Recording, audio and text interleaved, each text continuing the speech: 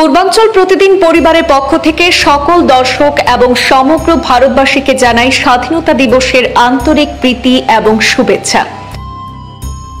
আজ মহান স্বাধীনতা দিবস। কোটি কোটি ভারতীয়ের আবেগ, গর্ব ও শ্রদ্ধায় ভরা এই দিনটি শতবর্ষের দ্বার প্রান্তে পৌঁছে গেছে। ৭৯তম স্বাধীনতা দিবসে আজ গর্বের তিরঙ্গা শোভা পাচ্ছে বিশাল ভারতবর্ষের প্রতিটি কোণায়, প্রতিটি হৃদয়ে। প্রায় ২ শতাব্দী ব্রিটিশ শাসনের শৃঙ্খলে বন্দী থাকার পর ১৯৪৭ সালের ১৫ আগস্ট স্বাধীনতার স্বাদ পেয়েছিল ভারত। অসংখ্য স্বাধীনতা সংগ্রামীর আত্মবলিদান এবং অনন্ত ত্যাগের বিনিময়ে অর্জিত এই স্বাধীনতা আজও কোটি কোটি ভারতবাসীর গর্বের প্রতীক। আজ জাতি, ধর্ম, বর্ণ নির্বিশেষে সমগ্র দেশ জুড়ে উদযাপিত হচ্ছে ৭৯তম স্বাধীনতা দিবস, এক অনন্য জাতীয় উৎসব যা মুক্তিযোদ্ধাদের ত্যাগ, দেশের ইতিহাস, সংস্কৃতি এবং অর্জনকে শ্রদ্ধার সঙ্গে স্মরণ করায়।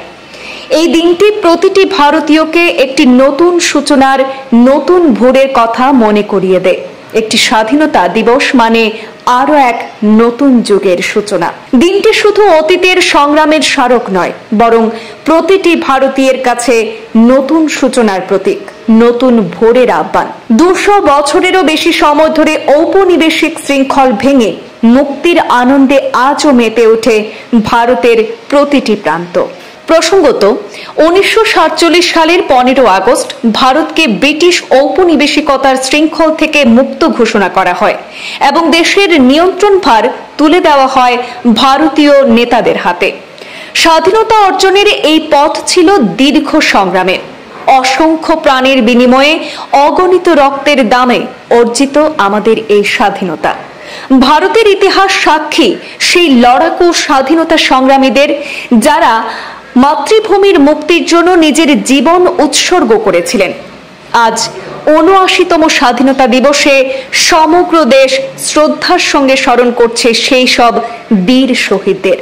তাদের আত্মত্যাগকে কুর্নিশ জানিয়ে শ্রদ্ধা নিবেদন করছে পূর্বাঞ্চল প্রতিদিন পরিবারও।